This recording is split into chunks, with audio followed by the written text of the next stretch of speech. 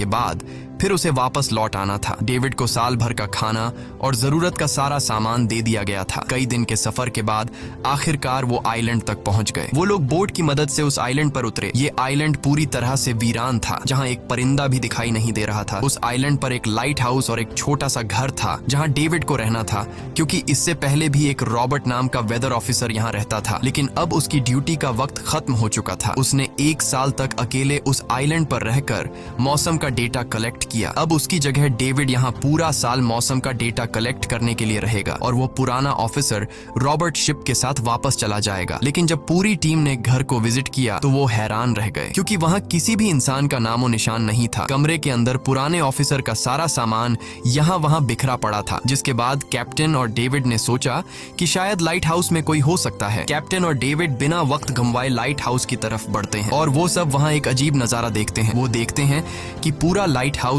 तेज और नुकीले लकड़ियों से घिरा हुआ था, जैसे किसी ने जानबूझकर उसे बंद कर दिया हो ताकि कोई भी अंदर न जा सके। जिसके बाद कैप्टन और डेविड ने लाइट हाउस का गेट कई बार नॉक किया, लेकिन अंदर से कोई रिस्पॉन्स नहीं मिला। आखिर में उन्होंने गेट को जोर से धक्का दिया और अंदर घुस गए। लाइट हाउस के अंदर उन्हें एक आदमी मिला जिसका नाम ग्रूनर था। जब उन्होंने ग्रूनर से पुराने वेदर ऑफिसर रॉबर्ट के बारे में पूछा तो उसने जवाब दिया कि वो तो मर गया है। वो समंदर की तरफ गया लेकिन दोबारा कभी लौटकर वापस नहीं आया। ग्रूनर की बातें सुनकर डेविड और कैप्टन दोनों चौंक गए। ये सब सुनने के बाद कैप्टन ने डेविड से कहा, अगर तुम अब भी चाहो तो हमारे साथ वापस चल सकते हो। लेकिन डेविड ने वापस जाने से इनकार कर दिया। डेविड ने सोचा अगर वो सरकार को उस आइलैंड का एक्यूरेट वेदर रिपोर्ट दे पाया तो उसे काफी मोटी रकम मिल सकती है। जिसके बाद कैप्टन ने उसे एक गन दी खुद की प्रोटेक्शन के लिए, और कैप्टन ने डेविड से कहा कि ये जगह मुझे सेफ नहीं दिखाई दे रही, अपना ख्याल रखना। इसके बाद उसे वहीं पर छोड़कर वो सब वापस चल दिए और अब ये दोबारा वापस 1 साल बाद आएंगे। कैप्टन के जाने के बाद डेविड ने घर को थोड़ा सेटल किया, रहने के काबिल बनाया। रात होने के बाद उसे ड्रॉर में एक डायरी मिली जो पुराने वेदर ऑफिसर रॉबर्ट की थी। उस डायरी में आइलैंड के बारे में बहुत कुछ लिखा था। डायरी में एक मिस्टीरियस क्रीचर के बारे में कुछ बातें लिखी गई थी, लेकिन सब कुछ साफ नहीं था, कुछ बातें अधूरी थी। डेविड हर लाइन को ध्यान से पढ़ता गया। उस डायरी में कुछ अजीब तरह के जानवरों के स्केचेस भी बने थे। डेविड को समझ नहीं आया उसने ऐसी पिक्चर्स क्यों बनाई थी। शायद वो अकेला था और टाइम पास के लिए ऐसा किया होगा। डायरी के एक पेज पर पुराने ऑफिसर के वाइफ की फोटो भी लगी थी। डेविड वह डायरी पढ़ते पढ़ते थक गया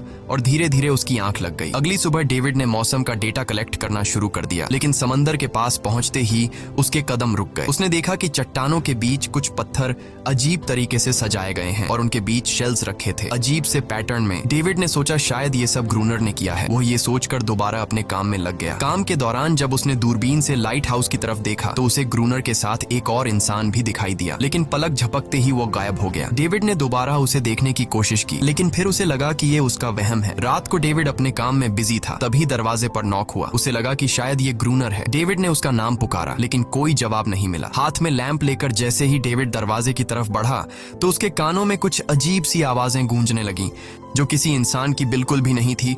और फिर उसने देखा गेट के नीचे से किसी अजीबोगरीब क्रीचर का हाथ अंदर आने की कोशिश कर रहा है। वो इंसान का हाथ बिल्कुल भी नहीं था। ये देखकर डेविड के पांव तले जमीन ही खिसक गई। वो तुरंत बेसमेंट की तरफ भागा और वहां जाकर छुप गया। कुछ ही देर में वो मिस्टीरियस क्रीचर घर के अंदर घुस चुकी थी। वह छुप छुप कर डेविड को ढूंढ रही थी और डेविड बेसमेंट के एक छोटे से दरार से उसे देखने लगा। डेविड की हलचल से उस क्रीचर ने डेविड को देख लिया, जिसके बाद वो क्रीचर डेविड को मारने के लिए तेजी से उसकी तरफ भागा और दरार से उसे पकड़ने की कोशिश करने लगा। तो डेविड ने खुद को बचाने के लिए फौरन चाकू उठाकर उसकी आंख में दे मारा। वो क्रीचर चीख के भाग गई, लेकिन वो कभी भी वापस आ सकती थी। और डेविड के दिमाग में ये बात कंफर्म हो गई कि जो डायरी में क्रीचर के बारे में बात लिखी थी वह सच है। डर के मारे वो पूरी रात सो न सका। अगली सुबह जब डेविड घर से बाहर गया तो उसने रेत पर कुछ पैरों के निशान देखे जो किसी इंसान के बिल्कुल भी नहीं थे। वो निशान सीधे समंदर की तरफ जाकर खत्म हो गए थे। अब डेविड को सब समझ आ गया था कि क्यों ग्रूनर ने लाइट हाउस के चारों ओर नुकीली लकड़ियां लगाई हैं। अब डेविड जान गया कि अगर मैं इस घर में रहूंगा तो वो क्रीचर मुझे कभी भी मार सकते हैं। डर के मारे डेविड लाइट हाउस की तरफ दौड़ता है और ग्रूनर को चिल्लाकर कहता है, गेट खोलो, मुझे अंदर आना है। लेकिन ग्रूनर उसे अंदर नहीं आने देता और कहता है, तुझे शिप के साथ लौट जाना चाहिए था। डेविड निराश होकर वापस लौटता है क्योंकि ग्रूनर उसे लाइट हाउस के करीब भी नहीं देखना चाहता था। वो उसके ऊपर पानी गिराकर उसे दूर जाने को कहता है। अब उसे खुद ही कुछ करना होगा। उसने घर की हर एक विंडो को लकड़ी से बंद कर दिया, चारों तरफ नुकीली लकड़ियों से घेरा बनाया और गेट के बाहर पुराने कागज और किताबें रखी। फिर उन पर तेल छिड़क दिया ताकि अगर वो क्रीचर वापस आए तो उसे आग से डराकर भगाया जा सके। लेकिन एक बात थी जो डेविड अब तक नहीं जानता था और ये बात उसे आज रात पता चलने वाली थी। खुशकिस्मती से उसे घर के अंदर एक पुराना बॉक्स मिला। उस बॉक्स में एक गन थी और बहुत सारी बुलेट्स। ये देखकर उसे जिंदा रहने की थोड़ी सी उम्मीद मिली। जैसे जैसे सूरज ढलने लगा, डेविड के दिल में डर बढ़ने लगा। कुछ ही देर में चारों तरफ रात का अंधेरा छा गया। डेविड गन हाथ में लिए घर के एक कोने में चुपचाप बैठा था। उसकी दिल की धड़कनें तेज थीं। तभी एक अजीब आवाज सुनाई दी और जब डेविड ने खिड़की से छुपकर समंदर की तरफ देखा तो जैसे उसके पैरों के नीचे से जमीन ही खिसक गई। उसने देखा कि सिर्फ एक नहीं बल्कि पानी में से कई सारी वही अजीबोगरीब क्रीचर्स उसकी तरफ बढ़ रही हैं। कुछ ही देर में वो सब इकट्ठा होकर कमरे का गेट तोड़ने की कोशिश करने लगे। डेविड ने तुरंत गोलियां चलानी शुरू की, जिनमें से कुछ क्रीचर्स गिरकर मर गए। डेविड को लगा कि गोली की आवाज सुनने के बाद वो डरकर भाग जाएंगे, लेकिन अपने साथियों को मरता हुआ देखकर वो और भी ज्यादा गुस्सा हो गए। तब डेविड प्लान बी अपनाते हुए गेट के बाहर रखे कागजों और पुरानी किताबों को आग लगा देता है। आग देखकर वो क्रीचर्स डर के मारे वापस समंदर में लौट गए, लेकिन अब वही आग डेविड के घर तक पहुंच चुकी थी। घर के दरवाजे ने आग पकड़ ली और धीरे धीरे फैलने लगी, क्योंकि पूरा घर लकड़ी का बना हुआ था। डेविड ने तुरंत एक चादर में खुद को लपेटकर अपनी जान बचाई और बाहर निकलकर लाइट हाउस के पास एक बड़े पत्थर के पीछे छुप गया। क्रीचर्स को शूट करते वक्त डेविड के हाथ में काफी गहरी चोट भी आई। तभी अचानक तेज बारिश शुरू हो गई। आग धीरे धीरे बुझने लगी, लेकिन पूरी रात की बारिश के बाद भी सुबह तक डेविड अपना घर नहीं बचा पाया। पूरा घर जलकर लगभग राख हो चुका था। अब अगर डेविड को जिंदा रहना है तो उसे लाइट हाउस में पनाह लेनी होगी। उसने अपनी राइफल उठाई और लाइट हाउस के पास के पत्थरों के बीच छुप गया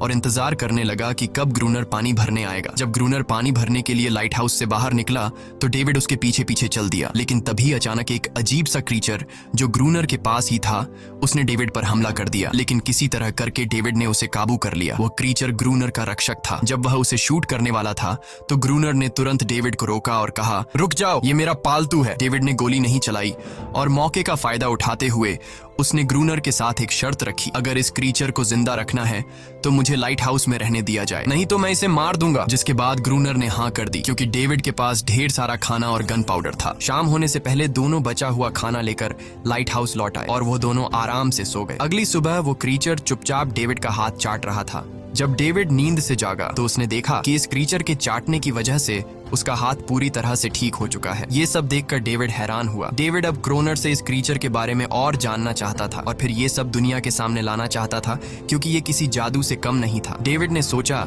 अगर इस क्रीचर का राज दुनिया के सामने हम लाते हैं तो डेविड और क्रोनर दोनों बहुत सारा पैसा और नाम कमा लेंगे। लेकिन क्रोनर को ये सब नहीं चाहिए था। वो इस आइलैंड से कहीं नहीं जाना चाहता था। क्रोनर का अब इस दुनिया में कोई नहीं बचा था। उसके लिए ये आइलैंड परफेक्ट था, जहां वो अपने आप को एक किंग समझता था और अपनी मर्जी का मालिक। इसी वजह से उसने आइलैंड के कई हिस्सों में लिख दिया था, क्रोनर यहाँ का बादशाह है। लेकिन डेविड को ये समझ नहीं आ रहा था कि ये अजीब सी क्रीचर क्रोनर की फालतू कैसे बनी। तो क्रोनर ने बताया कि एक बार क्रोनर ने उसकी जान बचाई थी। वो गलती से उसके फिशिंग नेट में फंस गई थी। तब ये क्रीचर छोटी थी और उस दिन के बाद से वो क्रोनर के साथ ही रह गई। उसकी हर बात माननी शुरू कर दी। लेकिन क्रोनर एक सख्त इंसान था। वो इस क्रीचर के साथ बहुत बुरा बर्ताव करता था। क्रोनर हर दिन इस क्रीचर के साथ फिजिकल रिलेशन रखता था। क्रोनर ने बताया कि एक बार इस क्रीचर ने मुझ पर हमला भी किया था और उसके बदले में क्रोनर ने उसे ऐसी सजा दी कि उस सजा के बाद वो क्रीचर अपने आप को क्रोनर की गुलाम समझने लगी। और आप सब भी समझ गए होंगे कि हर रात वो क्रीचर समुद्र से बाहर क्यों आते हैं। वो सभी इसलिए आते हैं